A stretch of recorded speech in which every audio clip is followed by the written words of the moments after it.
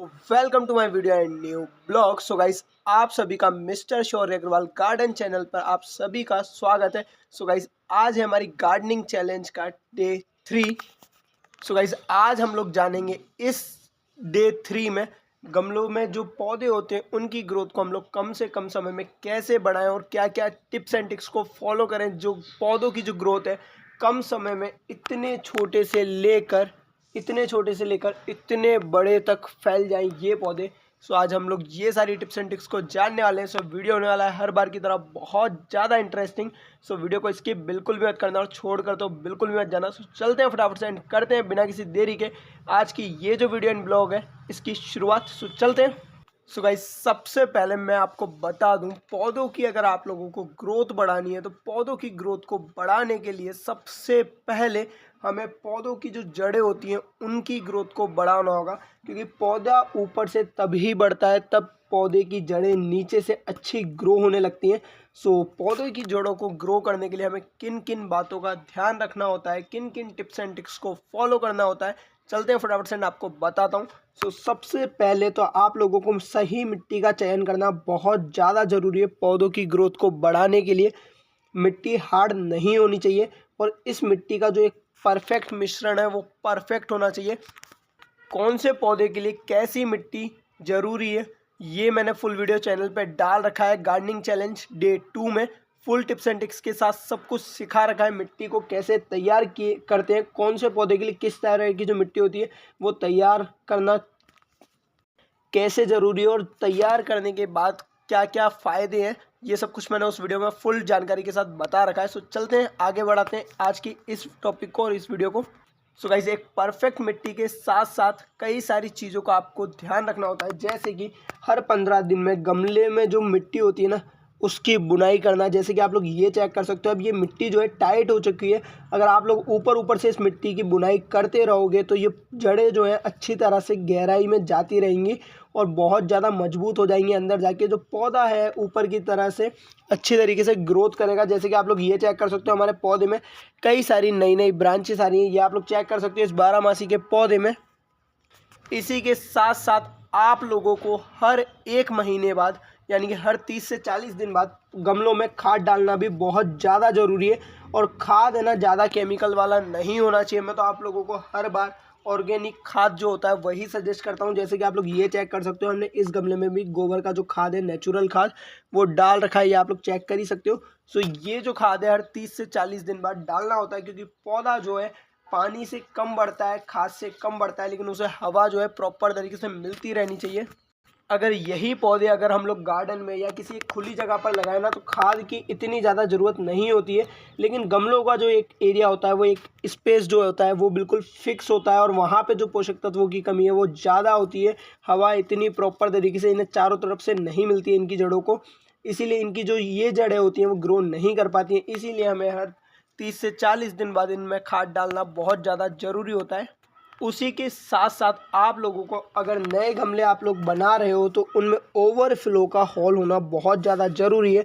वो हॉल आप लोग गमले के नीचे भी रख सकते हो या फिर गमले के कहीं साइड में भी आप लोग उस हॉल को रख सकते हो। अगर करना भूल गए हो तो आप लोग बाद में यहाँ कहीं साइड में इजीली कर सकते हो। वैसे सीमेंट वाले गमलों में करना बहुत ज़्यादा मुश्किल होता है, या फिर मटकी और प्लास्टिक के जो गमले होते हैं उनमें ये हॉल करना साइड में बहुत ज़्यादा इजी होता है। और सीमेंट के ये जो गमले होते हैं इनमें तो पहले से ही आता है, वो भी बीच में गमलों में।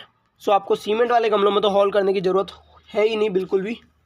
सो गाइस, ओवरफ्लो का हॉल गमलों में अक्सर क्यों आता है और हमें ओवरफ्लो का हॉल क्यों रखना होता है ये मैं आपको बता देता हूँ। कई बार होता ये है कि हम जो ज़्यादा पानी डाल देते हैं गमलों में तो वो पानी निकालना बहुत ज़्यादा ज़रूरी होता है, क्योंकि ज़्यादा पानी की वजह से ये जो जड़ें होती हैं पौधों की वो गल जाती हैं और पौधा जो है मरने के चांसेस बढ़ जाते हैं, पौधा ख़राब हो जाता है। पौधा जो होता है एक परफेक्ट तरीके से ग्रोथ नहीं करता है, इसीलिए ओवरफ्लो का हॉल होना बहुत ज़्यादा ज़रूरी है। सो गाइस, इसी के साथ साथ आप लोग अगर अभी सर्दी में पौधों में ज़्यादा पानी डाल रहे हो तो बिल्कुल भी मत डालना। 2 दिन में सिर्फ एक बार पानी डालना है। मिट्टी इस तरीके से सूख जाए ना ऊपर से तब जाके आप लोगों को पानी डालना है। ये आप लोग चेक कर सकते हो, इस गमले की जो मिट्टी है ये प्रॉपर तरीके से सूख चुकी है। ये चेक करो किस तरह की मिट्टी है ऊपर से, ये आप लोग चेक कर सकते हो। ऐसी ही मिट्टी होनी चाहिए, हल्की सी रेतीली टाइप। ये आप लोग चेक कर सकते हो प्रॉपर तरीके से ये जो मिट्टी है सूख चुकी है। उसी के बाद आपको पानी डालना है। यानी कि आज हम लोग अपने मिनी गार्डन के सारे गमलों में पानी डालेंगे। ये आप लोग चेक कर सकते हो, हम लोग 2 दिन में 1 बार पानी डालते हैं सर्दियों में, और गर्मियों में ऐसा होता है कि आपको पानी जो है वो रोज़ डालना होता है, क्योंकि गर्मियों में पड़ती है तेज़ धूप जो कि एक ही दिन में सारे पानी को सुखा देती है। सो गाइस, मैं आपको बता दूं हमें खाद का उपयोग क्यों करना होता है पौधे की ग्रोथ को बढ़ाने के लिए, क्योंकि पौधे की जो जड़ें हैं उनकी ग्रो को बढ़ाने के लिए हमें नाइट्रोजन की मात्रा को बढ़ाना होता है, जो कि मिट्टी में एक जगह जब इकट्ठी रहती है ना, तो नाइट्रोजन की मात्रा इसमें कम हो जाती है, पोषक तत्वों की जो मात्रा होती है वो कम हो जाती है, और पौधों की जो जड़ें होती हैं उनको वो मात्रा देने के लिए हमें इसमें खाद का उपयोग करना होता है। और पौधों की जड़ें जब ग्रो होने लगती है ना, तो पौधे की जड़ें पौधों को पोषक तत्व देती है, उसी से ये जो पौधे होते हैं वो ग्रो करते हैं। इसीलिए हमें पौधे पे ज़्यादा वर्क ना करके पौधे की जो जड़ें होती हैं उन पे ज़्यादा वर्क करना होता है। कई बार आपका पौधा जो है ना सूखने लगता है, या फिर उसकी जो पत्तियां होती हैं वो पीली पड़ने लगती हैं।